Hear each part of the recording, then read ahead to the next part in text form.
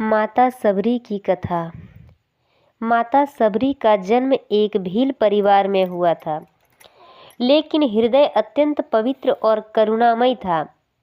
एक दिन उसके घर में विवाह की तैयारी चल रही थी। विवाह के लिए बहुत से पशुओं को बलि देने की बात हुई। यह देखकर सबरी का मन दुखी हो गया। उन्हें लगा कि किसी के खुशी के लिए निर्दोष जीवों की हत्या करना गलत है। इसलिए वे रात में ही घर को छोड़कर जंगल की ओर निकल गई। उसका उद्देश्य था ऐसा जीवन जीना जिसमें किसी को कष्ट ना हो। जंगल में भटकते हुए सबरी की मुलाकात महान ऋषि मतंग ऋषि से हुई। उन्होंने सबरी को अपने आश्रम में रहने की अनुमति दी। सबरी दिन रात गुरु की सेवा में लगी रहती थी। आश्रम साफ करना, जल लाना, लकड़ी इकट्ठा करना आदि।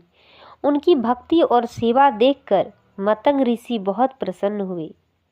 जब मतंग ऋषि अपने अंतिम समय में थे, तब उन्होंने सबरी से कहा, एक दिन भगवान श्री राम यहाँ आएंगे, तुम उनकी सेवा करना, यही तुम्हारे जीवन का सबसे बड़ा फल होगा।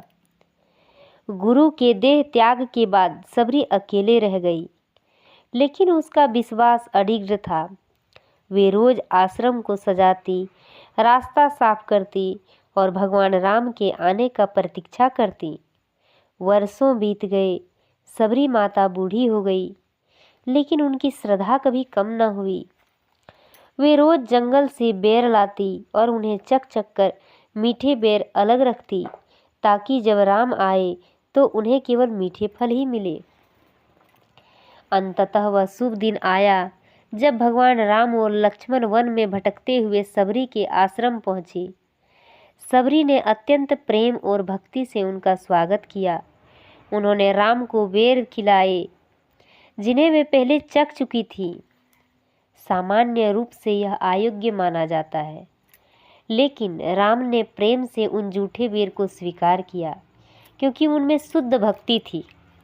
राम ने सबरी की भक्ति से प्रसन्न होकर उन्हें नवधा भक्ति का आदेश दिया।